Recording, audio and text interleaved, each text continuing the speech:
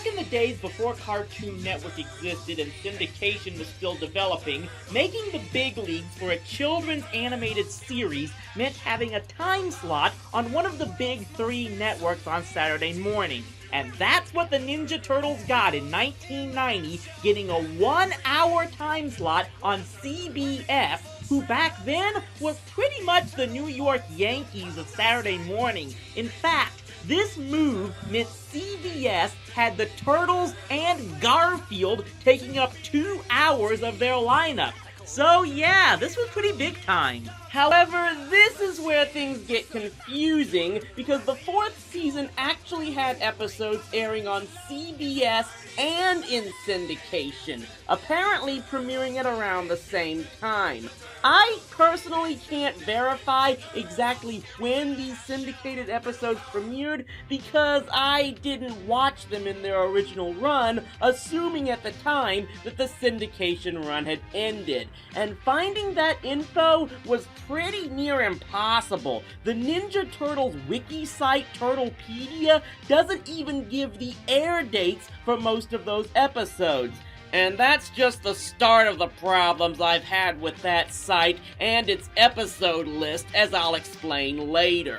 For now, though, I'm just gonna cover all the syndicated episodes first, and then move on to the CBS ones. So the 4th season, I guess, technically starts with Plan 6 from Outer Space, immediately after the Technodrome's crash in Dimension X. With the giant fort a complete wreck now, Krang needs communication equipment from Channel 6 and sends Bebop and Rocksteady back to Earth using the trans-warp thrusters, another one of his many inventions that we never saw before and will never see again. Oh, and he also disguises them with his holographic cloaking machine, which we will see in later episodes. Anyway, I'm guessing I don't need to elaborate much that the Turtles quickly dispose of Bebop and Rocksteady once they figure out their plans. Shredder can still threaten us from Dimension X. We cannot afford to lower our guard.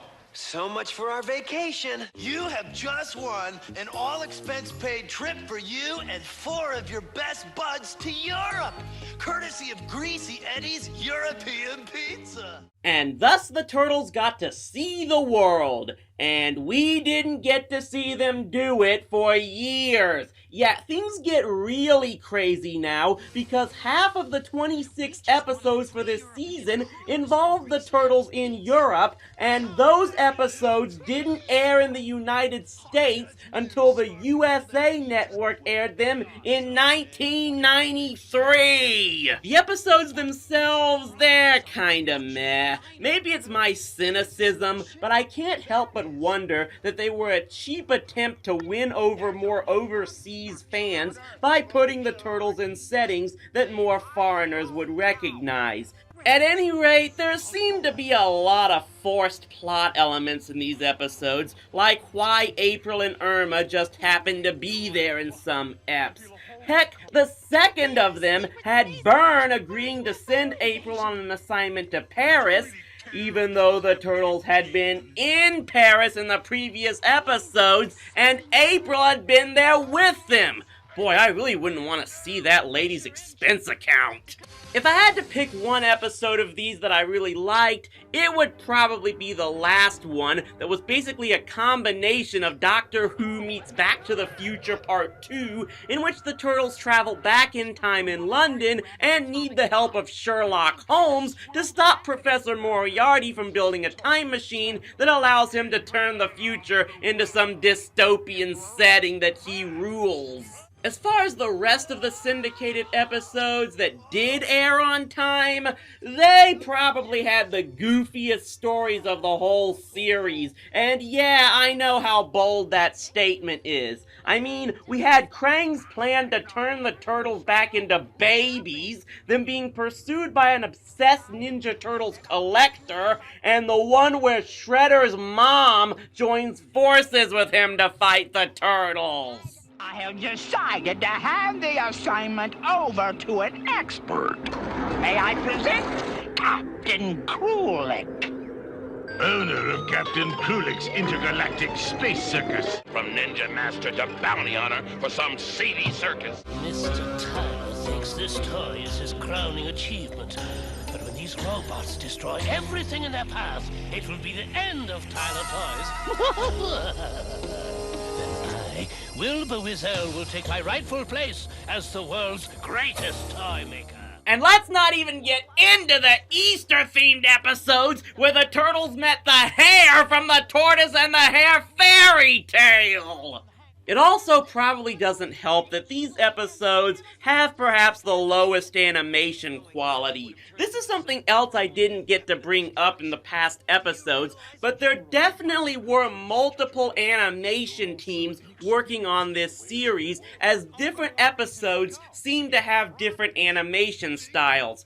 And for these, they probably picked the least of the bunch. Don't get me wrong, I like the brighter colors that were used in these episodes, but all of the action and the motion seems to be really herky-jerky at all times. I'm gonna confess, I always had a problem with fitting these episodes into canon, particularly because I don't know where each lies in relation to their CBS brethren. Maybe that's just my own fanboy obsession, but the best I can do is suggest that the CBS premiere, which I'll bring up in a minute, takes place right after Plan 6, and the remaining syndicated episodes are just mixed in there somewhere. The Europe trip? Your guess is as good as mine as to exactly where they take place. Keep in mind, the Turtles could have redeemed that trip at any time, probably. This whole thinking thing is hurting my brain, so I'm gonna step away for a bit, and when we come back, we can finally get into the Turtles' official entry into the Major League of Saturday morning cartoons.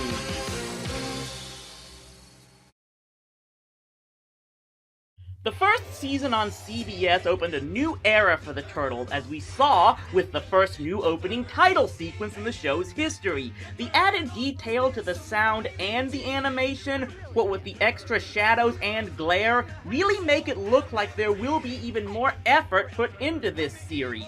Also, the title card bumpers were eliminated, what with the titles now captioned in the opener. The season opens with the Dimension X story, where we get to see just what type of dangerous missions our heroes in a half shell have been taking on. How come I always get the difficult stuff? All right, I'm first in line! Will, what do you want to rent? Snow White and the Seven Samurai. That's our only copy. Boy, you have to get up early if you want the latest release. It seems like all we ever do anymore is rent movies. Of course, Leonardo. With Shredder trapped in Dimension X, we've got a lot of spare leisure time. So yeah, either this episode takes place before the remaining syndicated episodes, or the writers just ignored those stories altogether, as the Technodrome is still clearly suffering from the effects of the attack in the big blowout, and in fact, the dimensional portal isn't working at all. So, Shredder plans to use the dimensional teleporter from the Usagi Yojimbo episode to bring the Turtles to him. But the plan doesn't go smoothly, and all he gets are Raphael and Mikey, along with April, Irma, and Vernon. Hey, you guys don't have a trans-dimensional portal, do you? Nah, I can't afford one on my crummy allowance. Yeah, that trans-dimensional hyper-signal we used in all the previous episodes, we just don't have it anymore. As Donatello tries to get his old portal working again, and Raph, Mikey, and the Neutrinos have to stop Vernon from, well, being Vernon, Krang discovers they could make the volcano they're stuck on erupt and blow the Technodrome free. Long story short there, the Turtles thwart Krang's plan, so all that happens is they get stuck further in hardened lava before they escape back home just before Don's portal blows. Even from another dimension, he was still able to menace you, my sons. I fear we will hear from Shredder again. And let me clear something up before I get deluged with comments regarding this. Yes, This is the first of the CBS episodes. For whatever reason, the Lionsgate DVD release puts this as the 17th of those episodes in its order, and subsequently, that's where it's also placed in the episode list on Turtlepedia. I have no idea why exactly this is the case, but I intend to set the record straight. I watched this show with my own eyes from the moment it debuted on CBS in September of 1990, and I can unequivocally say the Dimension X story was the first episode to air on that network, no doubt about it. Now, was it produced later than the others, thus giving it its later spot in some official list? Maybe, I can't say for sure, but it was clearly made to be the premiere for the CBS episodes, and that's where it aired. Don't let anyone tell you otherwise. I know what I saw. So since the CBS series was an hour long, each week showed us 2 episodes. The first each week was a standard one about the Turtles having to stop Shredder and Krang's latest scheme, but the second episode usually featured an entirely new villain like Professor Sofo or the Electro Zapper. And they usually focused on one turtle in particular to expand further on their character. Bugman himself is staying in my pad! Woo-hoo! Well, I said I wouldn't whisper it. Of course, there were still plenty of returning villains, like the Rat King and Leatherhead. So yeah, apparently Leatherhead decided not to go back to Florida, and is now teaming with the guy he tried to blow to bits last year. Geez, and some people think there are wrestling tag teams that make no sense. One of those episodes that I really liked was Raphael Meets His Match, which introduced Mona Lisa, a female mutant lizard that joined forces with Raph to stop a modern-day pirate from stealing a luxury cruise. Mona Lisa was a very interesting character, who Raph originally mistrusted, but came to realize was an ally, and yeah, developed kind of a crush on her. I was actually disappointed that she didn't appear in another episode again. Gee, a female mutant who's a good character? What a concept! Anyway, on to the primary episodes of this season. In Son of Return of the Fly 2, we discover that Baxter didn't get eaten at the end of his last appearance, and now has found a console for his computer friend to stay in before they find a way back to Earth to get his revenge on Shredder and the Turtles. You know, a lot of these villains could probably use an intervention from King Arthur. Meanwhile, Krang finally gets the portal working again to send Shredder and the Deadheads to steal the computer before the Turtles destroy it and Baxter gets trapped in limbo again. Well, guess we're not going to hear from him anymore. The third week gave us a really interesting episode in showing that Bebop and Rocksteady can actually have some ambition, as when they grab an anxiety ray that Shredder and Krang want, they just turn and use it themselves to neutralize Shredder and the Turtles and take over the city. It was actually a pretty good story, as both the Turtles and Shredder and Krang have to face the fears that the ray puts on them in order to get cured of its effects. Wow, a lesson for kids that's actually kind of subtle? And yeah, he was in this episode as well. And to be honest, Zack actually wasn't that annoying in this one and was actually pretty useful.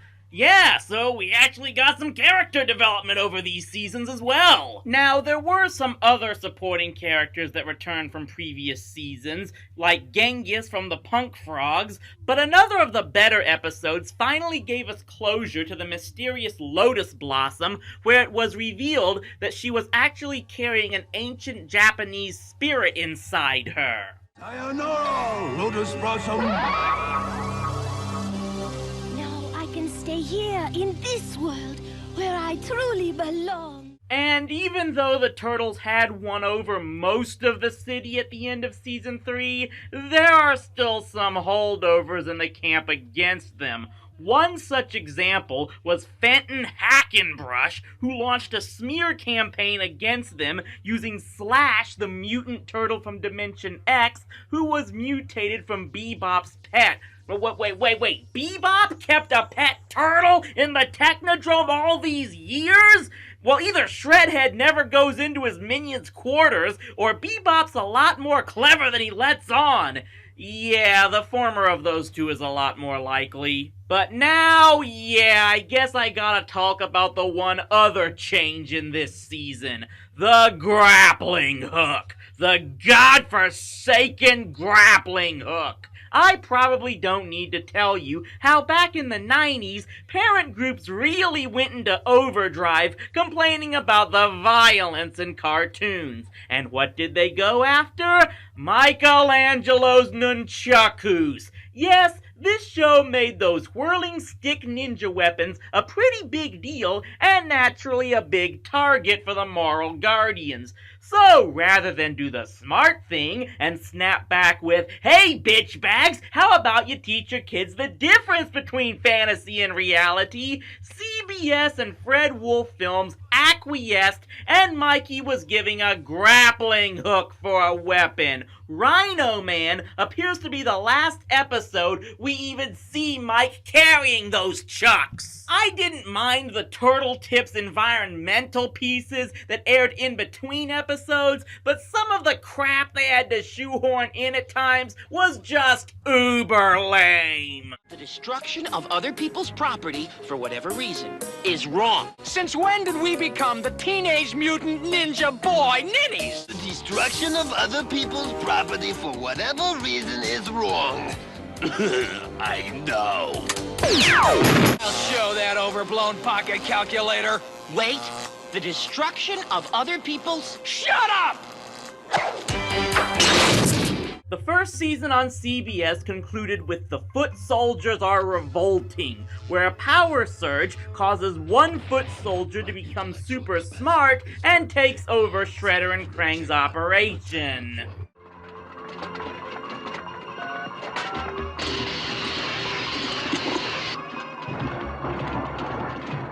You deactivated them. See, this is Exhibit A as to why a robot apocalypse would never actually happen. But yeah, this season doesn't conclude with the Technodrome getting freed and subsequently relocated to a new place. Gee, I wonder what that means we'll have in store for next year.